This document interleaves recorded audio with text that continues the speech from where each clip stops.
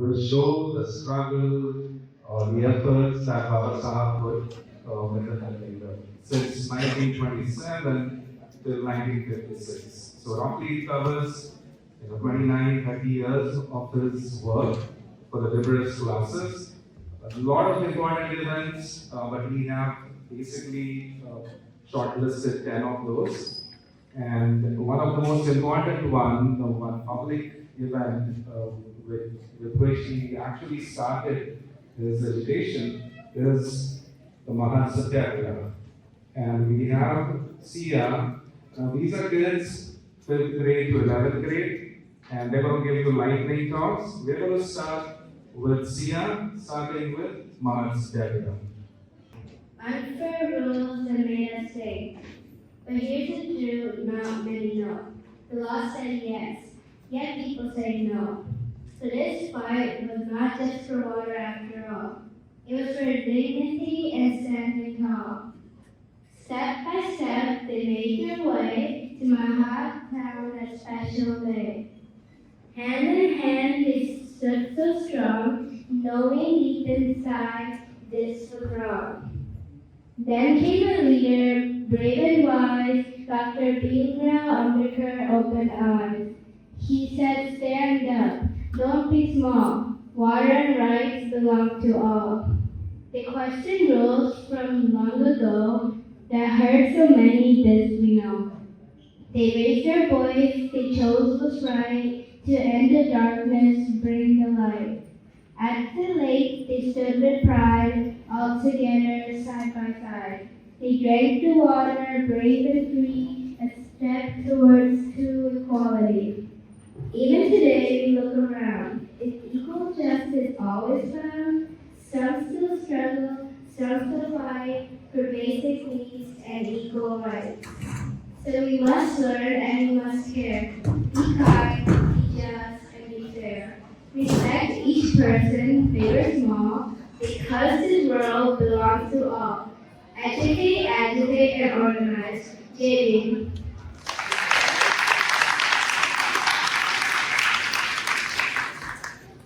Mahad Satyagraha, led by Dr. Babasaheb Ambedkar. On December 25, 1927, at Mahad and Maharashtra, Dr. Ambedkar publicly burned the monastery. Dr. Ambedkar was not against knowledge. In fact, he was the greatest scholar of his time, a man who spent his life reading, thinking, and writing. A man who built a big house to keep over 50,000 books. Then the question arises, why would he choose to burn a book? The monastery was not just a text, it had become a symbol of caste hierarchy, a symbol of social injustice, a symbol of inequality. For centuries, its authority was used to justify discrimination, to deny dignity, and to suppress millions of the people.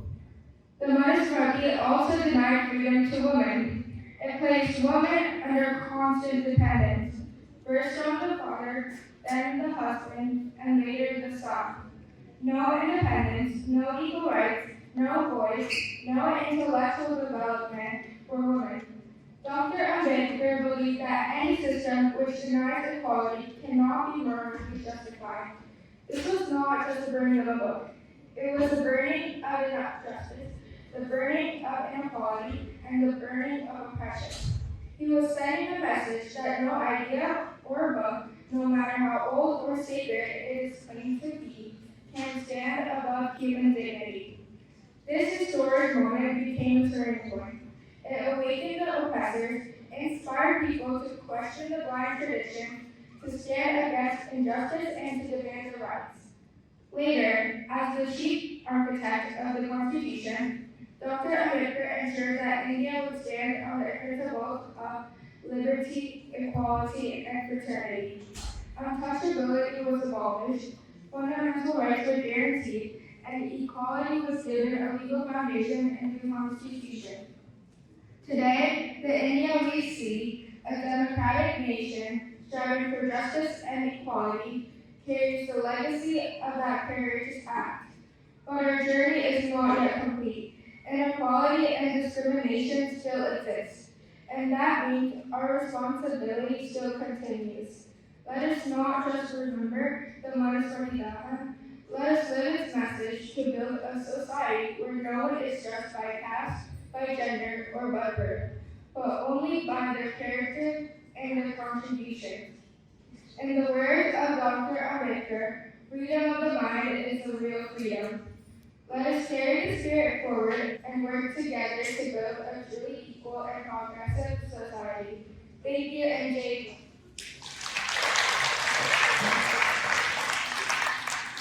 And today I'll be talking about the Siam Temple Satyagraha, where a door becomes a fight for equality.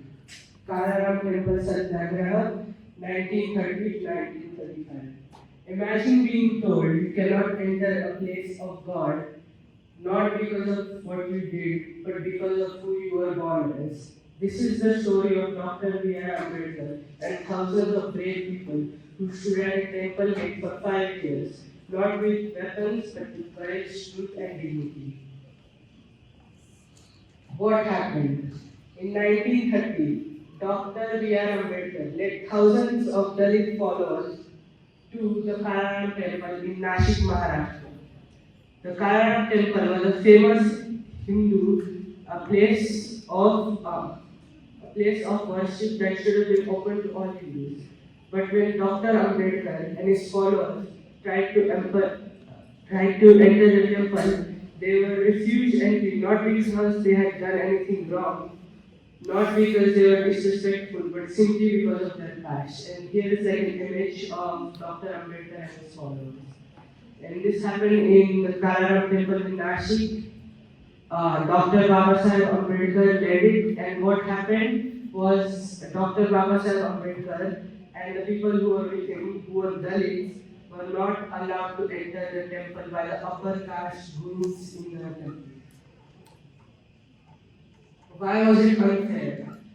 Well, firstly, the society in India at that time was divided into groups. For centuries, Indian society was split into groups called castes. You were born into a caste, you could not choose it, change it, or escape it. Secondly, some were called untouchables. People born into the lowest group were called untouchables, later known as Dalits. Society treated them as if they were less than humans simply because of their birth. Third, everyday life was restricted. Dalits couldn't drink from the same wells, walk on the same road, sit in the same school, or enter the same temples from people from higher caste. Fourth, it was not their choice. None of this was something Dalits did. It was the family they were born into. This is what made it so deeply, fundamentally unfair. The 5-year fight. Here you can see the timeline of what happened. On March 2nd, 1930, Dr. Babasaheb Ambedkar led the first major march to the Kalaram temple with thousands of followers. And then, so from 1930 to 1935, Dr. Ambedkar organized one of the most powerful peaceful protests in Indian history. This was a Satyagraha, a Sanskrit word meaning truth force, the same method of peaceful resistance that Gandhiji used later. But now Satyagraha was used to fight religion, discrimination, to demand that every human deserves to enter a place of worship. So basically what they did was they did peaceful marches and sit-ins at the temple gates because they were not allowed. They did not use any weapons or any violence, just courage. And they were faced with hostility, resistance, and being physically blocked. They chose peace, dignity. They kept coming back for 5 full years without violence. The result, what did not happen?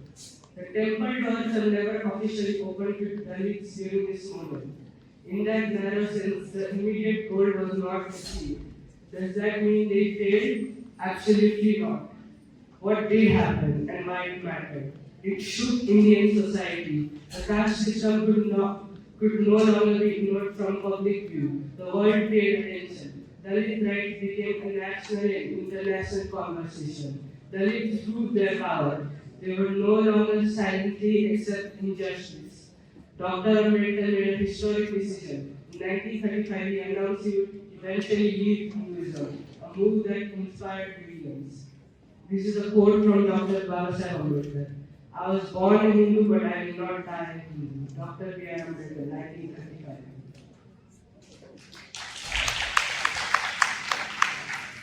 Okay, so this is the conclusion. Why it matters today. So caste discrimination, it still happens today in parts of India and in the United States. Discrimination is based on race, religion, or background. So the struggle is still not over. And dignity is universal. Dr. Babasaheb's message is simple and powerful. No one should be denied dignity because of who they are born into. Thank you. A series of meetings held in London between 1930 and 1932 by the British government to discuss constitutional reforms for India. Dr. Ambedkar, often called Babasaheb, played a crucial role in these conferences, especially as a representative of the depressed castes. It is only because of him that the issues of depressed castes were formally presented at an international political forum for the first time. First Roundtable Conference, which was held in 1930. Ambedkar demanded separate electorates so that the depressed castes could choose their own leaders, political power so the depressed castes could protect their rights. Now, why separate electorates? Depressed castes were treated unfairly for centuries. Their leaders were often chosen by upper castes. Ambedkar wanted them to have a real voice. Second Roundtable Conference, which was held in 1931, Dr. Ambedkar repeated his demands: separate electorates, equal rights, protection from discrimination, and adult voting rights for everyone. Now, what happened? Mahatma Gandhi disagreed with separate electorates for depressed castes. He said that depressed castes are part of the Hindu community. This created a big debate, which my friend will go into further details in the next presentation.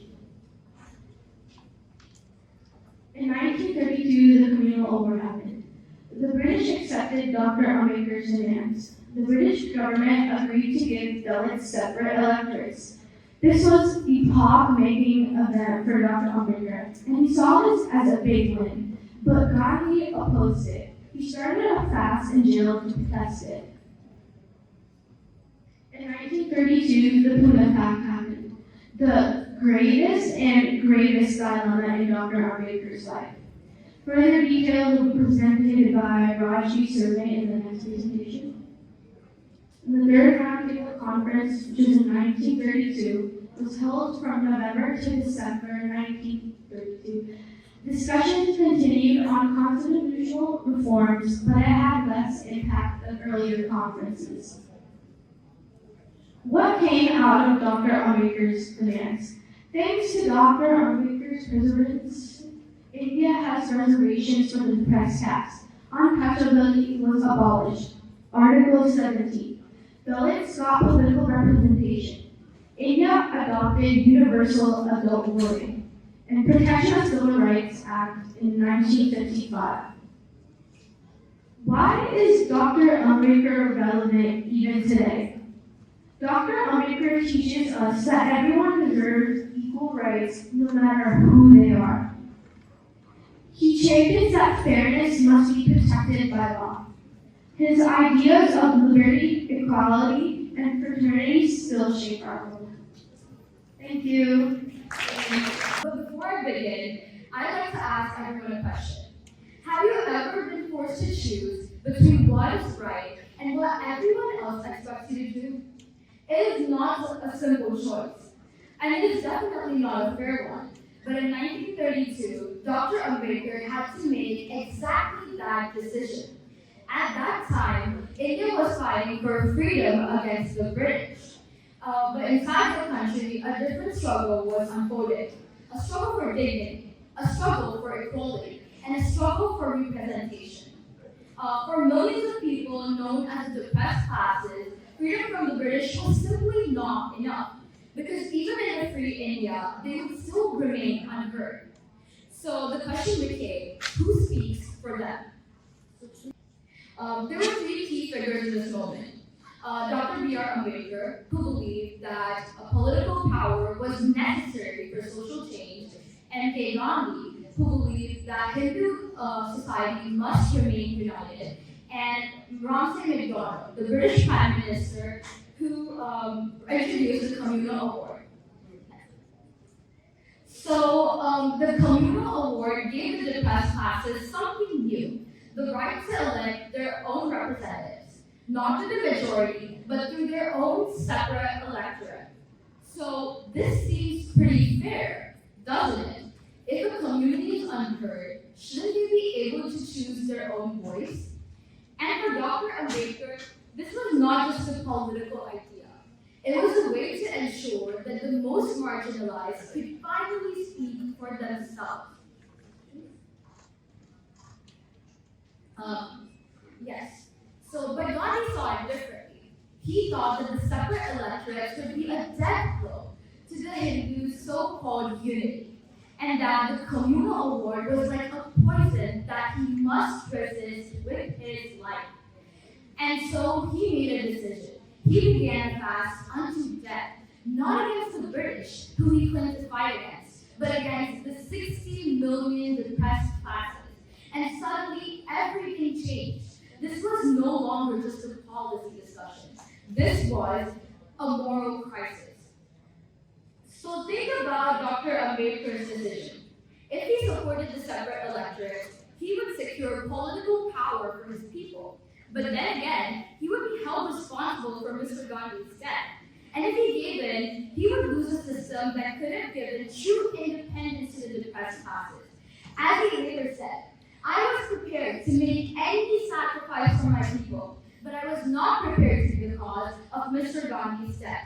And that tells us that this was not a free choice. It was a decision made under pressure. Yet so, the Pune Pact was signed, separate electorates were removed, and a new system was made as a compromise. Reserved seats, but within joint electorates, meaning that the depressed classes could still choose their own representatives and they could still have representation, but they still could not choose their leaders independently. The system bought with the compromise still exists today. It gave rise to constitutional safeguards. It helped ensure representation. But it also changed something important. Leaders from marginalized communities often had to rely on the majority to win, meaning that instead of working solely for the representation and welfare of the depressed classes, candidates were structurally incentivized to align with the interests of the upper caste. So we're left with the question, is this equality, or is it simply a compromise on equity? What if things had gone differently? What if separate electorates continued? Maybe Dr. Ambedkar could have built a system where marginalized communities shaped their own leadership. Maybe representation could have been more independent. Maybe social change would have taken a different path. We don't know actually, but the possibility still matters. So what do we take from the Pune Pact? It was not a simple victory, but it was not obviously a complete loss. It was a compromise made under pressure, under the weight of an entire nation watching. And so this leaves us with a very lasting question. When a decision is made under pressure, how free is that decision really? Thank you so much for your time. Jai Bhim, Namaste. Good evening, everyone. My name is Aditya, and I'm here with my sister Raya. Hi, my name is Manya, and both of us are working together on a presentation of Dr. Ambedkar's Law Declaration. In spite of his relentless struggle for more than a decade to bring social and political reforms, Dr. Ambedkar continued to face challenges to uplift the depressed classes, the untouchables. Finally, he came to the conclusion that the only way out was to leave the Hindu religion. He sent a shockwave through the entire political and religious establishments at that time, with a public declaration that, unfortunately, I was born as a Hindu official, but I solemnly assure you that I will not die as a Hindu. At Yola Nashik District on Sunday, October 13, 1935, he gathered attended by over 10,000 officials from all shades of religion. The Yola Congress was followed by a series of large and small meetings, public gatherings where Dr. Ambedkar recounted the plight of the repressed class in all spheres, economic, social, educational, and political. One such conference was held on May 1936 at Dadar, Bombay. The main objective was to devise ways and means to implement the resolution passed at Yola. This is where Dr. Ambedkar addressed a gathering of about 35,000 officials and delivered a famous speech in Marathi, Mukti Kaun Padhe, which means what way of emancipation. He explained the need for conversion, social, religious, material, and spiritual aspect, clarified doubts against conversion, and emphasized on 3 pillars of liberty, equality, and fraternity. And finally concluded, man is not for religion. Religion is for man. To get liberty, convert yourself. To secure equality, convert yourself. Why do you remain in religion that prohibits you from drinking water? To get organized, convert yourself. To become humane, convert yourself. He appeals to the people saying, your decision today will carve out a path for the prosperity of your future generations. If you decide today to get liberated, your future generations will definitely be liberated.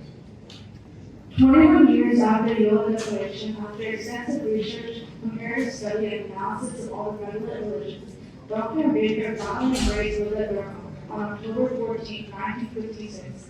It gives me immense pleasure to share with you all that my grandmother, just 9 years old then, was part of this gathering that took Diksha from Babasaheb at Mount Pleasant.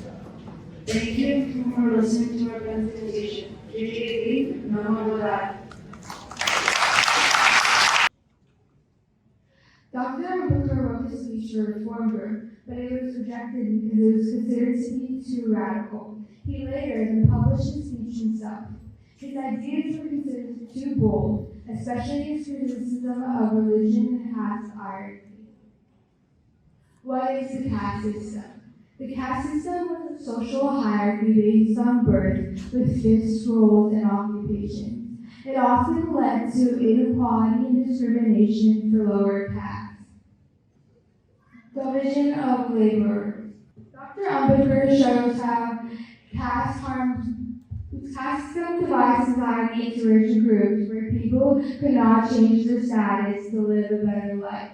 The caste system destroys nearly every aspect of a person's life, from work to marriage and life as a whole. Dr. Ambedkar showed how caste harms both individuals and society by limiting the potential for lower castes to succeed.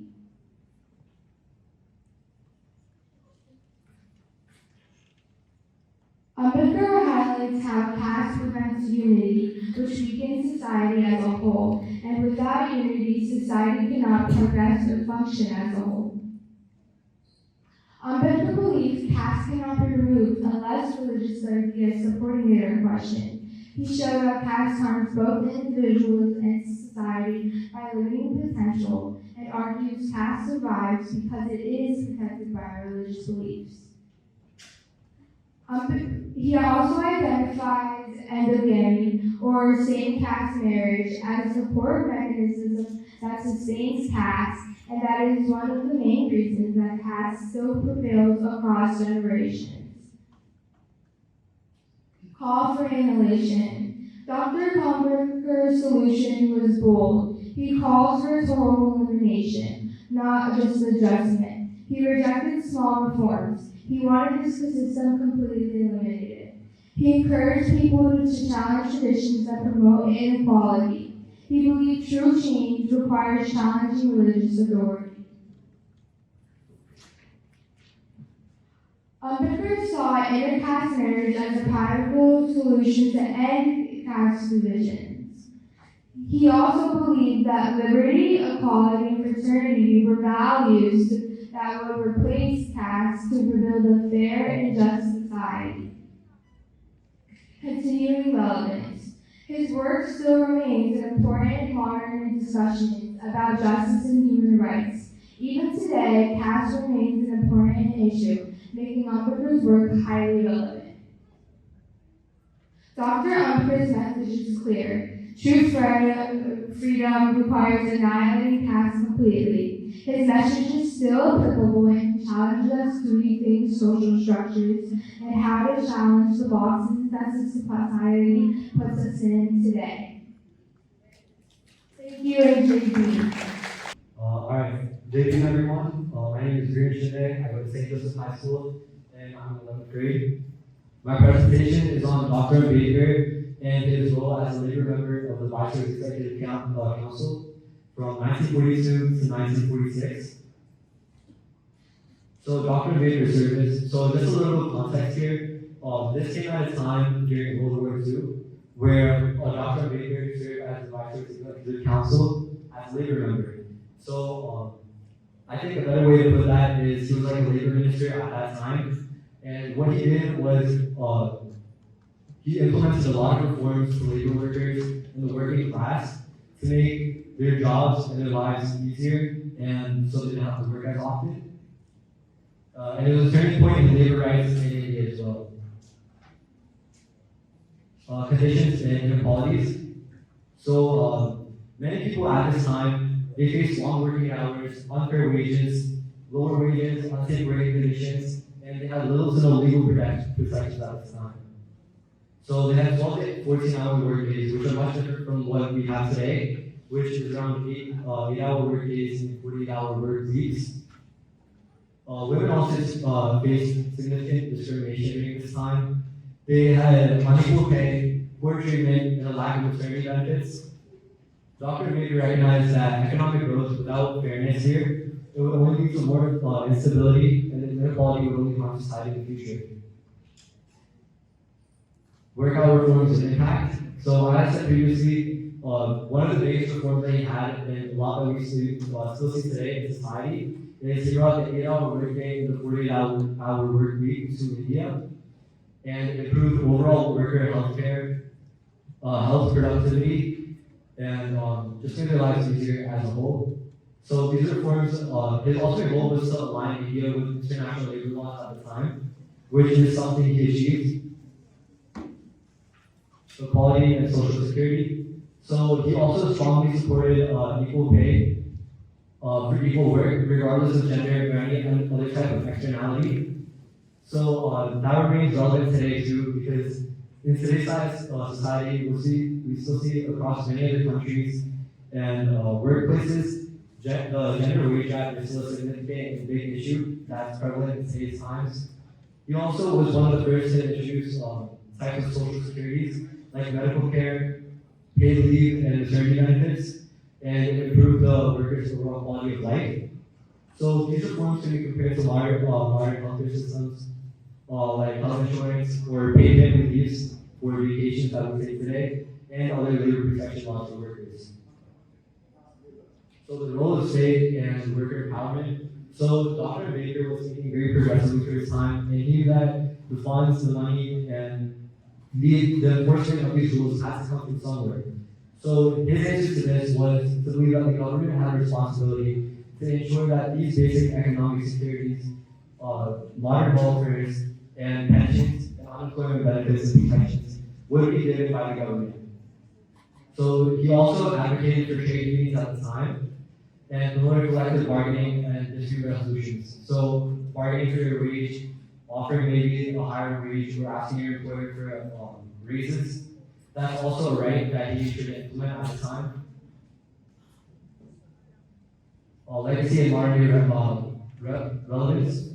So Dr. Ambedkar's his reforms are the foundation for modern labor protections today in India, and also includes global labor practices at the time. And many rights today, such as the reasonable working hours, as I mentioned earlier, with 8-hour work days and 48-hour work weeks, were something that was implemented by him. His work is also highly relevant on issues such as income inequality, job insecurity, gig work, remote work rights, and gender pay gaps that are still prevalent today. And over there, I just have a small image. I don't know if you guys can read that. but it's just on some of the things that he did in terms of labor justice at the time. So in 1928, the 8-hour workday, maternity benefits and women workers, trade unions and equal pay, social security systems, labor laws, and safety in mines and factories. So that's just a little list there, and that's all. Thank you so much. Constitution. His knowledge of law and politics made him the perfect person for this job. Historical context. As you can see on the slide above, you can see a chart, the time it took, the articles, the members of the assembly, the members of the drafting committee, and the one who did the most work, which we all know is Dr. Ambedkar.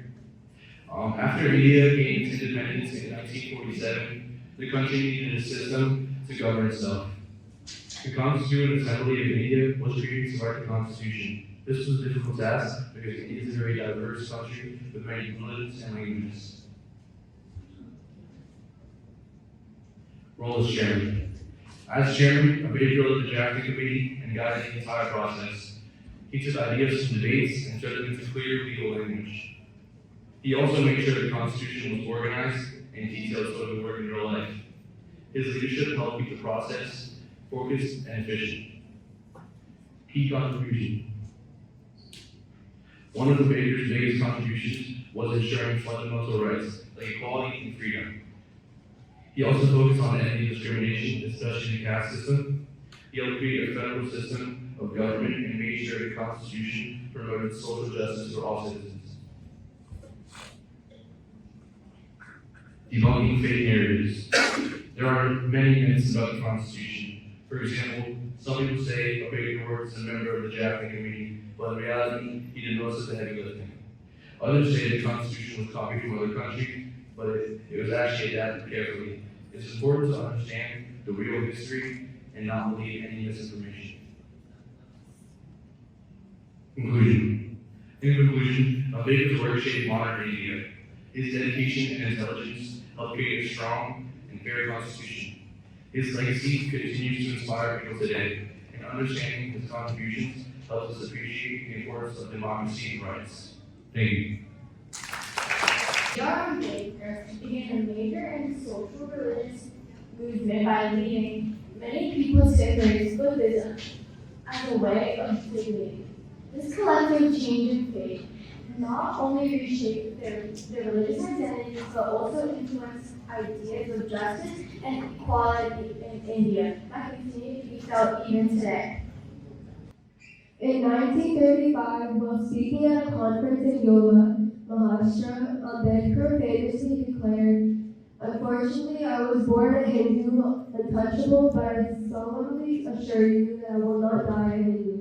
This powerful statement was a direct and fearless rejection of the discriminative caste system within the Hindu society.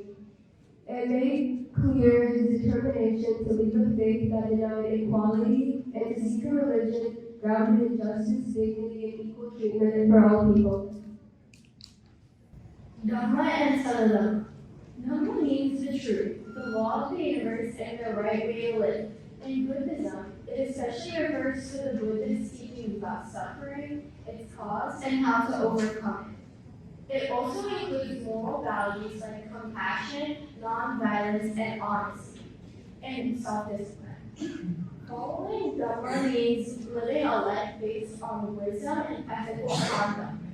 Saladhamma means the true Dhamma, or the pure, genuine form of teaching. It is Dhamma that has not been changed, twisted, or polluted by selfish interests or wrong ideas. Saladhamma leads people toward real freedom, from suffering and towards equality, kindness, and understanding.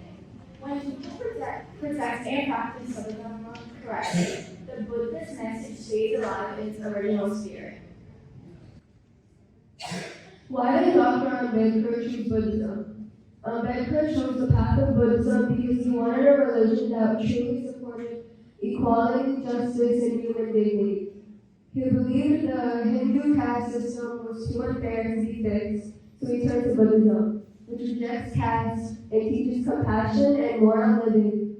For him, Dhamma was the right moral path, and and Sadhama was the pure original teaching of the Buddha that could help the oppressed people gain self-respect and freedom. Mass embrace of Buddhism. On October 14, 1956, Dr. Bhimrao Ramji led a historic mass conversion to Buddhism at Diksha Bhumi in Nagpur, where he and over 300,000 to 500,000 of his followers embraced the new path. This act was a powerful rejection of the Hindu caste system and an attempt to find a religion that upheld human dignity, equality, and social justice. Dr. Ambedkar framed Buddhism as a rational, moral, and socially engaged religion, and he gave his followers 22 vows to clearly break from caste practices and superstitions. Progress made by people who embrace Buddhism. In census 2011, about 6% of Maharashtra's population, 6.5 million people, identified as Buddhists, which Nagpur as a major center. The Buddhist population in Maharashtra increased from about 2.8 million to 6.5 million, more than doubling in 50 years. In census 2011, Buddhists in Maharashtra had a literacy rate over 80%, higher than the average literacy rate of scheduled castes in the state. An SSO case study showed neo-Buddhists have higher school/college attendance and more people in service and white-collar jobs than many other scheduled castes. Research in economic and political weekly finds Ambedkar Buddhists show lower acceptance of caste practices and higher political participation, especially in cities like Nagpur. Conclusion. Dr. Bhimrao Ambedkar's 1935 vow to lead a religion that upheld caste was fulfilled in the historic mass embrace of Buddhism in 1956. And Mahad Satyagraha, he found a path to reject caste, superstition, and ignorance, opening a road of liberation and self-respect for oppressed people across India. Even today, the spirit lives on when Buddhist monks walk along the institute and foster peace, spreading non-violence, love, and compassion.